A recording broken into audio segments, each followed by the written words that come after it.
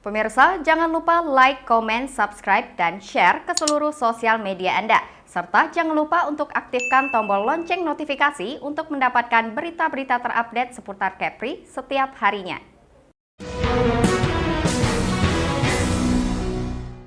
Pemirsa, Gubernur Kepulauan Riau Ansar Ahmad melepas pelayaran perdana kapal penumpang tujuan negara Singapura di Pelabuhan Internasional Sri Bintanpura pada Sabtu pagi.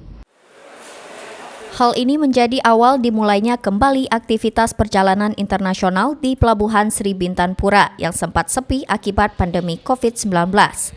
Pelepasan dilakukan secara simbolis dan ditandai dengan pemotongan pita oleh Gubernur Ansar. Dimulainya pelayaran dari pelabuhan internasional tersebut menjadi kabar baik untuk masyarakat Indonesia maupun Singapura dan Malaysia. Pelayaran ini telah lama vakum akibat pandemi COVID-19.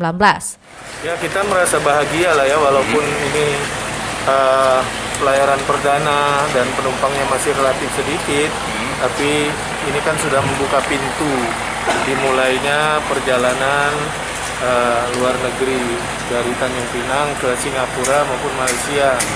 Besok sudah dimulai juga perjalanan perdana ke Malaysia.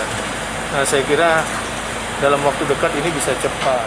Pada pelayaran perdana menuju Singapura tersebut, terdapat 16 penumpang yang berangkat, di mana ada 15 penumpang WNI dan 1 penumpang WNA asal Singapura. Persyaratan yang harus dipenuhi oleh penumpang tujuan Singapura ialah menunjukkan bukti vaksin minimal 2 dosis, hasil negatif tes antigen maksimal 2 kali 24 jam, mengisi aplikasi Trace Together, dan Rider Card. Ada sejumlah tugas yang harus dituntaskan oleh pemerintah dalam meningkatkan kunjungan wisatawan mancanegara, khususnya asal Singapura, untuk berkunjung ke sejumlah pintu masuk yang ada di Kepri. Salah satunya yakni dengan diskresi syarat ataupun prosedur masuk ke Indonesia yang tidak memberatkan calon wisatawan yang hendak berkunjung.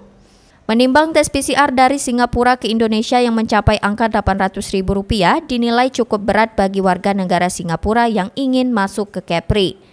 Diperlukan daya lobi pemerintah daerah pada pemerintah pusat agar tes antigen dapat menjadi syarat masuk ke Kepri atau tanpa menggunakan tes seperti yang dilakukan di Singapura. Kita masih melihat ada kendala di beberapa poin tadi, terutama PCR. Karena mereka datang, kita ketahui, datang ke Tanjung Pinang hanya untuk 2 hari, tapi biaya yang dikeluarkan hampir sama seperti mereka naik pesawat atau ke Thailand atau ke daerah wisata negara lainnya. Ini menjadi simalakama untuk kita. Di satu sisi memang pengawasan terhadap masalah COVID ini kan tidak bisa diabaikan. Tapi di lain sisi ini akan menjadi bumerang karena biaya tingginya atau high cost biaya untuk pariwisata ke Kepri, baik itu untuk wisatawan yang datang maupun warga negara kita yang berangkat keluar.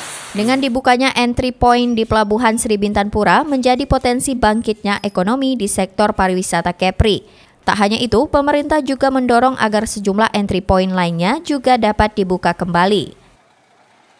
Muhammad Azharullah, GoTV News melaporkan.